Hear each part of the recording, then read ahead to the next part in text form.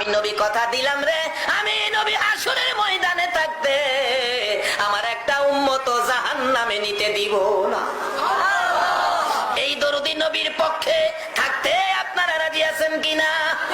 আমার আল্লাহ বন্ধুর ব্যথা দেখে বারবার আমার আল্লাহ বলতেন, বন্ধু গো এত ব্যথাই তুমি ব্যতীত কেন?